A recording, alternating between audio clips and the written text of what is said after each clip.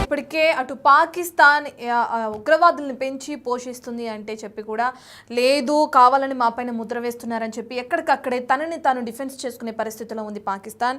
ఇప్పుడు అటువంటి ఘటనే మరొకటి తెరపైకి వచ్చింది.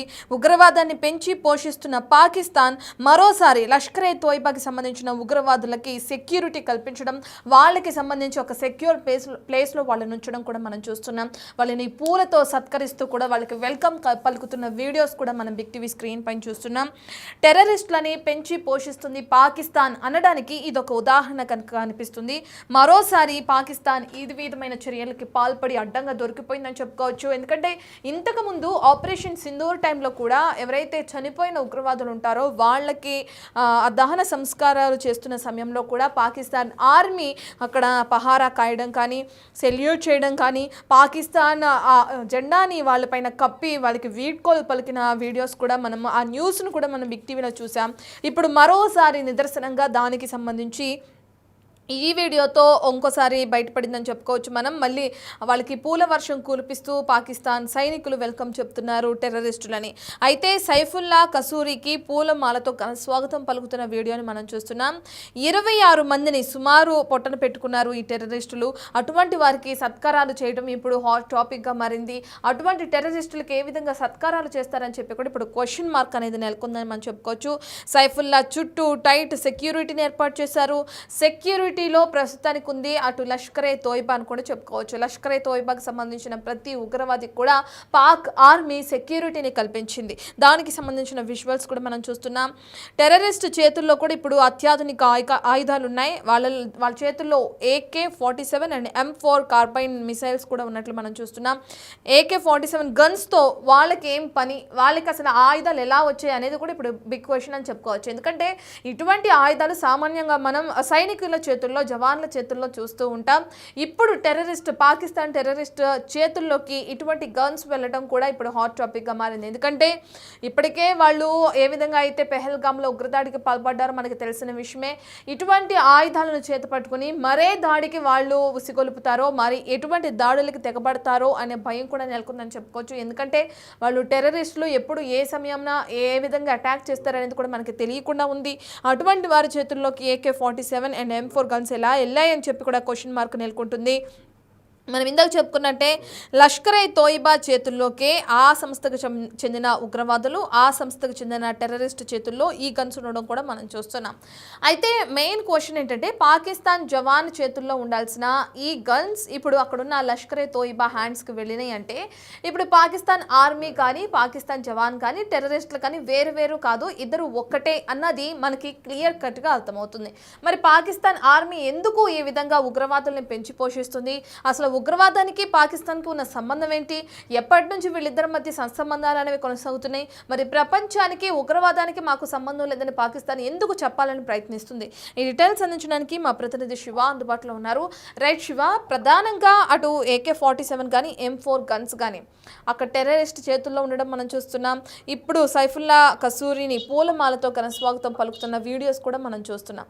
పాకిస్తాన్ టెర్రరిస్ట్ వేరు కాదు అని చెప్పి ఈ వీడియోని చూస్తే అర్థం చేసుకోవచ్చు అంటారా? గతంలో ఏదైతే ఆరోపణ ఎదుర్కొంటుందో పాకిస్తాన్ టెర్రరిస్ట్ అని ఉగ్రవాదాన్ని పెంచి పోషిస్తుందని ఏదైతే ఆరోపణ ఎదుర్కొంటున్నారో ఇప్పుడు కూడా దానికి సంబంధించిన ఆధారాలు, ఒక టెర్రరిస్ట్ సంబంధించిన నాయకుడికి స్వాగతం పలకడం అనేది ప్రధానంగా టెర్రరిస్టులను పెంచి పోషిస్తుంది అనడానికి కూడా పాకిస్తాన్ పైన అనేక ఆధారాలు కూడా ప్రపంచ వ్యాప్తంగా ఉన్నాయి. దానికి సంబంధించి భారత్ కూడా ఇప్పటికే అనేక ఆధారాలను తెలిసే విధంగా, ప్రపంచానికి తెలిసే విధంగా చూపించింది. అదే మరోసారి ఈ పాకిస్తాన్ అడ్డంగా జరిగిపోయింది అనేది కూడా మనకు ఈ స్ట్రీమ్ చూస్తున్న విధానం బట్టి అర్థమవుతుంది. పహల్గామ్ దాడికి స్కెచ్ వేసిన లష్కరే టెర్రరిస్ట్ సైఫుల్లా సూరికి పూలమాలతో ఘన స్వాగతం పలికారు. పూల వర్షం కురిపిస్తూ కూడా ఈ మీద పూలు వెదజల్లుతూ స్వాగతం పలికిన పరిస్థితి కనిపిస్తోంది. మొత్తం ఏదైతే పెహల్గామ్ లోని బైసారన్ వ్యాలీలో 26 మందిని పొట్టన పెట్టుకున్నారు టెర్రరిస్టులు. వారికి ఎందుకు సత్కరిస్తారు, ఎందుకు సత్కారాలు చేస్తున్నారు, మొత్తం దీనికంతా వ్యూహరచన చేసిందంటూ కూడా సైఫుల్లా కసూరి అంటూ కూడా ఆరోపణలు ఎదుర్కొంటున్నారు. సైఫుల్లా చుట్టూ కూడా ఆయన ఒకవైపు వెనుకోసుకుంటే ఆయనకి సెక్యూరిటీ కూడా మనం చూస్తూ ఉన్నాం. సెక్యూరిటీ మధ్యలో ఆయన వస్తున్నారు, అంటే సెక్యూరిటీ కూడా ఆయనకు ఏర్పాటు చేసింది. మొత్తం టెర్రరిస్టుల చేతులు అత్యాధునిక ఆయుధాలు అనేది కూడా కనిపిస్తున్న పరిస్థితి కనిపిస్తుంది. టెర్రరిస్టుల చేతులు AK-47 M4 కార్బైన్ మిలిటరీ చేతుల్లో మాత్రమే ఉండే M4 కార్బైన్ ఇటు ఉగ్రవాదుల చేతుల్లో కూడా, పాకిస్తాన్ ఉగ్రవాదుల చేతుల్లో ఉండడం కూడా కొంత ఆశ్చర్యాన్ని కలిగిస్తుంది. లష్కర్ తోయిబా చేతుల్లోకి ఎలా వెళ్ళింది ఈ కార్బైన్ అనేది కూడా ప్రధానంగా చర్చ కొనసాగుతుంది. కొత్తగా చూసుకుంటే పాకిస్తాన్ ఉగ్రవాదాన్ని పెంచి పోషిస్తున్నట్టు కూడా గతంలో కూడా అనేక ఆరోపణలు ఎదుర్కొంటుంది. దానికి తగ్గట్టుగానే పాకిస్తాన్ స్థావరాలు ఎదుర్కొన్నాయి. పాకిస్తాన్ లోని ఉగ్రవాద స్థావరాలు అనేకం గుర్తించారు. దాంట్లో 21 ఉగ్రవాద స్థావరాలు, 9 స్థావరాలను భారత భద్రతా బలగాలు పట్టుబెట్టాయి. మిగిలిన 12 ఉగ్రవాద స్థావరాలపై కూడా త్వరలోనే అటాక్ చేసే అవకాశం అయితే ప్రధానంగా కనిపిస్తుందని, ఉగ్రవాద చర్యలకు పొందుకుంటే మాత్రం తదుపరి యాక్షన్ సీరియస్ గా ఉంటుంది అనేది భారత ప్రభుత్వం చెప్తుంది. దానిలో భాగంగానే మొత్తం 21 ఉగ్రవాద స్థావరాలను గుర్తించిన భారత భద్రతా బలగాలు 9 స్థావరాలపై మాత్రమే దాడులు చేశాయి. ఇంకా మిగిలిన 12 స్థావరాలపై కూడా దాడి చేసే అవకాశం అయితే కనిపిస్తుంది. కానీ ఈలోపు ఏదైతే ఉగ్రవాదాన్ని పెంచి పోషిస్తూ ఇటు పెహల్గామ్ లో ఉగ్రదాడికి ప్లాన్ వ్యూహరచన చేసిన సైఫుల్లా కసూరికి పూలమాలతో సత్కరించడం, పక్కన సెక్యూరిటీ ఏర్పాటు చేసి ఘనస్వాగతం పలకడం అనేది అది ఎంతవరకు కరెక్ట్ అనేది కూడా అందరూ కూడా కొంతమంది పాకిస్తాన్ ప్రశ్నిస్తున్నారు. పాకిస్తాన్ ఆర్మీని కానీ పాకిస్తాన్ ప్రభుత్వాన్ని కూడా ప్రశ్నిస్తున్నారు. అంటే పాకిస్తాన్ ఈ టెర్రరిస్టులను పెంచి పోషిస్తుంది అనడానికి ఇది ఒక ఉదాహరణకు కూడా నిలుస్తుంది. గతంలోనూ పెహల్గామ్ దాడి జరిగిన తర్వాత భారత భద్రతా బలగాలు ఆపరేషన్ సింధూర్ ప్రారంభించి వారిపై దాడి చేసిన సమయంలో కూడా ఉగ్రవాద స్థావరాల్లో చనిపోయిన వారందరి ఉగ్రవాదులందరికీ కూడా అక్కడ ఆర్మీ అధికారికుల అంచనాలతో అంత్యక్రియలు నిర్వహించింది. ఆ సమయంలో కూడా పాకిస్తాన్ జెండాను వారి శవపేటికలపై ఉంచి కూడా వారికి అంతిమ సంస్కారం నిర్వహించారు. అంటే ఆ సమయంలో కూడా ప్రధానంగా ఉగ్రవాదులకు వెనుకుండి మరి ఆర్మీ సహకరిస్తుంది అనేది కూడా దాన్ని బట్టి గతంలో ప్రపంచం అంతా కూడా తెలుసుకుంది. కానీ మళ్ళా ఇప్పుడు కూడా ఉగ్రవాద నాయకుడు ఎవరైతే ఉన్నారో సైఫుల్లా కసూరికి కూడా పూలమాలతో సత్కరించడం, అతనితో మాట్లాడుకుంటూ ఘనస్వాగతం పలకడం, సెక్యూరిటీ కూడా ఏర్పాటు చేయడం, ఇదంతా కూడా పాకిస్తాన్ అనుసరణలోనే ఈ టెర్రరిస్టులు అనేది పెరుగుతున్నారు. వారి సహకారంతోనే దాడులు కానీ స్థావరాలు ఏర్పాటు చేసుకోవడం అన్ని కూడా పాకిస్తాన్ అనుసరణలోనే ఉగ్రవాదం పెరుగుతోంది, ఉగ్రవాదాన్ని పెంచి పోషిస్తున్నారని కూడా మరొక ఉదాహరణగా ఈ స్క్రీన్ మీద చూస్తున్న విశ్వాసం బట్టి ప్రధానంగా అర్థమవుతోంది. రత్న. రైట్ శివ, ఇప్పుడు టెర్రరిస్టులు పాక్ సైన్యం వేరు కాదని మనకు క్లియర్ కట్గా అర్థమైపోయింది. ఒక పక్కన చూస్తే వాళ్ళకి వీళ్ళు హై సెక్యూరిటీ ఇవ్వడం కానీ, పూల వర్షంతో ఈ విధంగా స్వాగతం పలకడం కానీ, వాళ్ళ దగ్గర ఒక బలమైన ఆయుధాలు, అత్యాధునిక ఆయుధాలు వాళ్ళ చేతుల్లో ఉండడం కానీ, ఇదన్నీ చూస్తే పాకిస్తానే ఉగ్రవాదులకి సపోర్టుగా ఉంది. పాకిస్తాన్ని రూల్ చేస్తుంది కూడా ఉగ్రవాదులే అన్న క్వశ్చన్ కూడా తెరపైకి వస్తుంది. దానికి సంబంధించి క్లియర్ కట్గా మనకు విజువల్స్ చూస్తే కూడా అర్థమైపోతుంది. ఇటువంటి సమయంలో అంటే మొన్న ఉగ్రవాదుల దాడే జరిగింది పెహల్గామ్లో, అంటే ఇంకా ఇటువంటి దాడులు ఇంకా జరిగే అవకాశం కనిపిస్తుంది కదా. మరి ఎటువంటి చర్యలు తీసుకొని ఉన్నారు? ఎందుకంటే ప్రపంచంలో ఉన్న అన్ని దేశాలకి ఉగ్రవాదుల నుంచి ఏ విధంగా అయితే సఫరింగ్ ఉందో మనందరికీ తెలిసిన విషయమే. ఓన్లీ భారత్ కాదు సఫర్ అవుతున్నది. మరి అటువంటి ఉగ్రవాదాన్ని పెంచి పోషిస్తున్న పాక్ పైన ఎటువంటి చర్యలు ఏమైనా ఉండే అవకాశం కనిపిస్తుందంటారా? ప్రధానంగా తాత్కాలికంగా కాల్పుల విరమణ ఒప్పందం అనేది ఇద్దరి మధ్య కొనసాగుతున్న పాకిస్తాన్ పై ఇప్పుడు భారత్ ఎటువంటి చర్యలకు ఉపక్రమించడం లేదు. కేవలం ఏదైతే భారత్ లో నెక్కి ఉన్న ఉగ్రవాదులు ఎవరైతున్నారో పాకిస్తాన్ సానుభూతి పనులు కానీ, పాకిస్తాన్ సంబంధించిన ఉగ్రవాదులు అక్కడ పీఓకలు పాక్ ఆక్రమిత కాశ్మీర్ లో ట్రైన్ అయ్యి ఇక్కడ పెహల్గామ్, మరోవైపు పుల్వామా గానీ, అనంతనాగ్ ఇటువంటి సరిహద్దు ప్రాంతాలు ఏవైతున్నాయో ఆ సరిహద్దు బారాముల్లా ప్రాంతాల్లో, సరిహద్దు ప్రాంతాల్లో ఉన్న వారందరూ కూడా అటవీ ప్రాంతాల్లో గాను, ఇటు సింధు నది పరివాహక ప్రాంతాల్లో ఎవరైతే జైలం నది పరివాహక ప్రాంతాల్లో నక్కి ఉన్న ఉగ్రవాదులకు సంబంధించి ఏరియాకి సంబంధించి పెద్ద మొత్తంలో ఇటు ఆర్మీ బలగాలు కానీ, సిఆర్పిఎఫ్, జమ్మూ కాశ్మీర్ పోలీసులు అందరూ కూడా భద్రతా బలగాలని కూడా మోహరించి సెర్చ్ ఆపరేషన్ అయితే సరిహద్దు ప్రాంతాలలో, కొండ ప్రాంతాల్లో కొనసాగిస్తున్నారు. ఇప్పటికే ఇటు లష్కర్ తోయిబాకి సంబంధించి కానీ, జైషే మహమ్మద్కు సంబంధించిన ఉగ్రవాదులు కొంతమందిని హతమార్చారు. వారి కాల్పులు ఉగ్రవాదుల కాల్పులు కూడా ఇటు భారత ఆర్మీ జవాన్ కూడా ఘటన జరిగింది. అంటే ప్రధానంగా ఉగ్రవాదుల ఏరియాకు సంబంధించి అనేక చర్యలు చేపడుతుంది. ఎవరైతే పెహల్గామ్ లో దాడి జరిపిన ఉగ్రవాదులు ఎవరైతే ఉన్నారో వారు కూడా ఈ జమ్మూ కాశ్మీర్ కొండ ప్రాంతాల్లోనే నక్కి ఉన్నారు. స్థానిక సహకారంతోనే వారందరూ నార్మల్ గా జనజీవనం సాగిస్తూ ఉన్నారు అనేది కూడా ప్రధానంగా ఎన్ఐఏ వద్ద సమాచారం ఉన్న నేపథ్యంలో మొత్తం భద్రతా బలగాలను ఇక్కడ మోహరించి సెర్చ్ ఆపరేషన్ అయితే కొనసాగిస్తున్నారు. ఎక్కడైతే ఉగ్రవాదులు నక్కి ఉన్నారో ముందు వారిని మట్టు పెట్టాలి.